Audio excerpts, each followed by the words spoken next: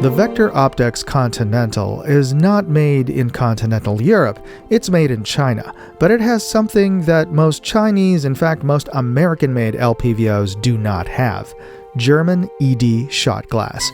And we're going to test it out and see why that makes a difference.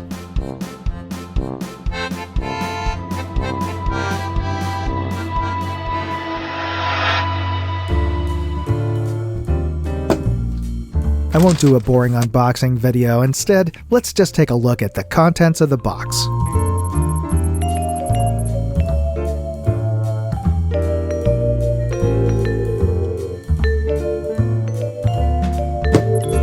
This is the Vector Optics Continental. It is a 1:6 power LPVO with a 24mm objective lens, so pretty standard. It has a 30mm tube, and it is pretty well constructed, pretty nicely constructed. I have to say, for what is often considered a budget brand, Vector Optics designed a pretty nice scope. It has a kind of satinized matte finish, and in terms of the parts and construction and the milling, actually looks like a lot more like a higher end scope than a lot of budget scopes.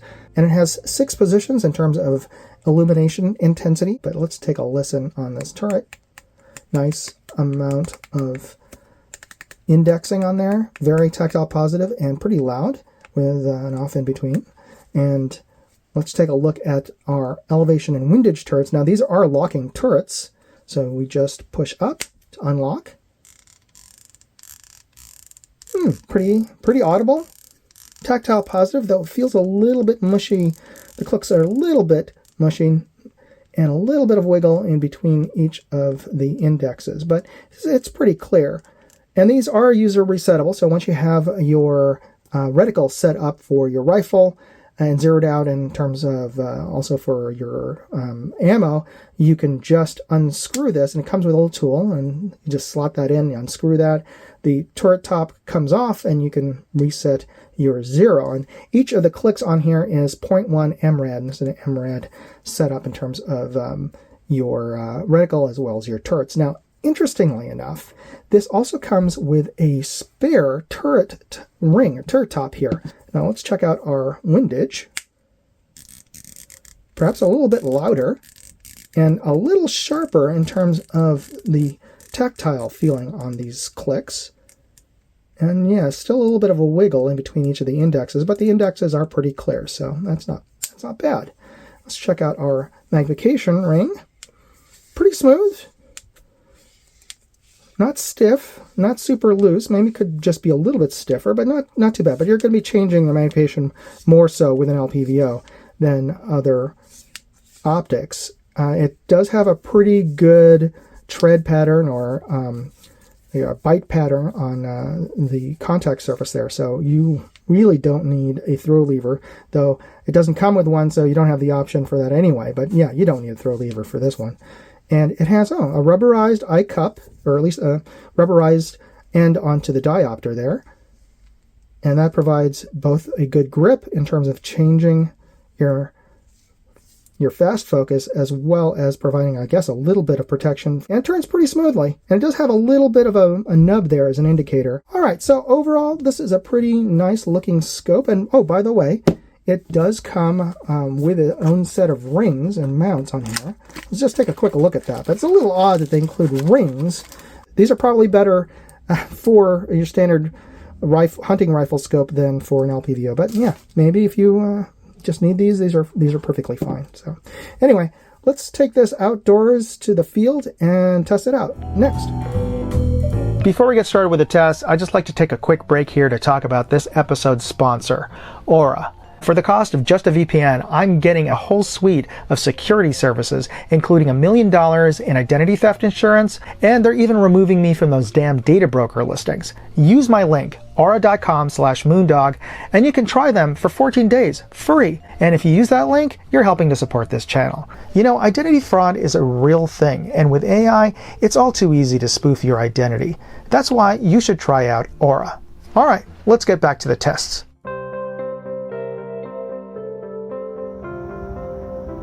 We are looking through the Vector Optics Continental at its lowest power of 1, and At 1 power, a good LPVO should look like your naked eye, and I'm looking for any distortions or fisheye effect on the outer edges as I move this around. But overall, this looks good, and I'm looking for any shift or size changes of objects as I bring it in and out of the scope view.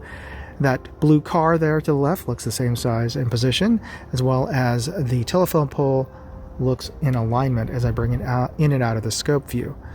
So let's lock this down, and I gotta say, overall image quality is really good. Nice contrast and color rendition overall, brightness.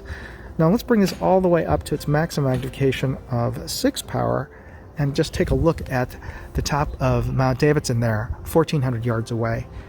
And that is a nice clear image that we're getting there. I can still, even at this low magnification, make out the trail marker sign at the top of the hill there. That's that white object peeking up above the bushes at the top of the hill. And we can also take a look at this combination BDC and mill reticle, which is kind of interesting. Now let me shift this up into the sky so we have a nice clear image of that reticle. And we're going to take a look at the illumination because that's a pretty cluttered background. Now I've turned this on to its maximum of 6, and yeah, I can see that donut of death there quite clearly, even with this cluttered background in daylight. And as I move this even into the sky here, it is still quite visible in the sunlit sky. So yeah, I would say that this reticle is daylight bright. Maybe not red dot bright, but certainly daylight bright. We're looking through the Vector Optics Continental at our reference targets downrange at 100 yards, and we have the scope set at its lowest power of 1 to get our best overall view, and the view is quite clear, and there is very little distortion around the outer edges. Now let's bring up our magnification all the way up to 6 power and see what that looks like, and we're seeing just the barest hint of chromatic aberration in very high contrast areas, like where the shadows of the beams are meeting the sunlit ground. But overall, the image is quite good. I mean, a little bit of chromatic aberration around the edges of the empty target frames, but our center target is pretty clear, though at this distance, still a little hard to make out a lot of detail. What I can see is the grid target, and we're lined up to the bottom left corner of that grid target and near the center of the overall board. And this is a good reference point to conduct a range of adjustment test. Now let's start with our elevation here and see how high we can get this. Wow, quite a bit. And that is the very top.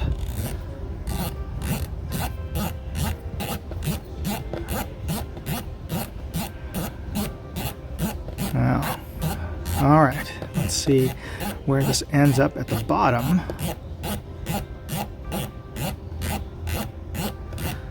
Yeah, my hands are already starting to get tired. All right, that's the very bottom of our range of adjustment. And it should be noted that I don't see the edge of the eye box, which sometimes you'll get with the tighter eye box scopes. All right, they are centered on the back on 0 on that elevation. Now let's check out our windage.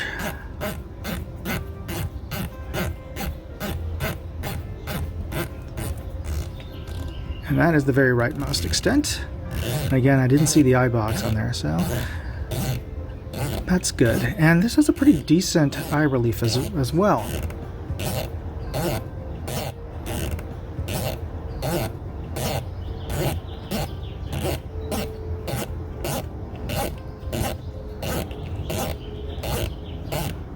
Alright, that's all the way to the left. That's quite a bit of adjustment. Full scope view of adjustment. Alright, let's bring this turret back to 0. Alright. Alright, this is not a target scope, but let's just check our turrets here and see how well they track. I'm going to dial in 13 clicks on our elevation, and that puts us into the next corner of that grid target. And I'm going to dial in 13 on our windage, and that puts us into the next corner. Now I'm going to dial back that 13 and bring this back to 0 on our elevation, and that puts us into the next corner, and I'm going to dial back 0 on our wind edge, and we are right back where we started. So these turrets track. We've moved up to 50 yards, and we're looking at the same target board, and what I can see is a little bit of chromatic aberration, especially around the outer edges and those empty target frames. But in our center target, we can see a lot of really good detail, and the overall image is really remarkably sharp and color accurate for an LPVO. Now, I can make out the bullet hits on the bottom left reactive sticker target quite clearly, but I can also make out 2 additional bullet holes below that reactive sticker target. And in the optical resolution chart on the bottom right, I can make out both horizontal and vertical lines down to about element 1 or 2 of group -1, which is really very good for a 6-power optic. I'd like to thank Vector Optics for sending out the Continental 1-6 for me to test out. But before we start talking about it, I just want to remind you to hit that like button, the subscribe button, and notification bell buttons. Now, I've oftentimes watched a video that I liked and I forgot to hit the like button. And before I know it, the video's ended and it's on to the next video, and I've missed that opportunity to show that I appreciate it. And it's absolutely free to become a subscriber to my channel. It doesn't cost anything, but it makes a big difference in terms of the algorithm. Also, I'm going to be giving away one of these scopes this fall. So if you're a subscriber and if you hit that notification bell, you'll be notified when I start that contest. So, the Vector Optics. This is actually the first scope I've reviewed of theirs, and I've only had a passing familiarity with the brand. I always thought they were just a sort of a budget or mid-tier Chinese brand, but let me know in the comments what you know about Vector Optics. If this scope is indicative of their entire line, well then I'm impressed because, well, there aren't very many scopes that use ED glass, especially LPVOs, and fewer still that use German Schott glass, and it certainly does show up in terms of its performance optically. Looking through the scope, my camera doesn't even do it justice in terms of how sharp, clear, bright, and color accurate the image is through this. And in terms of performance, well, it's lightweight. I was really able to aim it very quickly and accurately, and its daylight bright reticle was easy to aim and to keep on target. So yeah, there's a lot of things I like about this scope. Also, I like the price at well under $500, which is unusual for an LPVO with German shot glass. So if you're interested in picking one up, I've included product links as well as more information in my full written review at moondogindustries.com, and you'll find a link to that article in this video's description. Use the links in that article and you help support this channel. And of course, you can always help by simply hitting the like, subscribe, and notification bell button. So I appreciate you taking the time to do that, as well as taking the time to watch this video. God bless. Moondog out. Hey, I'd like to know what you thought of this video. Leave me a comment or chat with me on Facebook, Twitter, TikTok, MeWe, Instagram, or Locals. And if you want to see all of my videos, go to moondogindustries.com.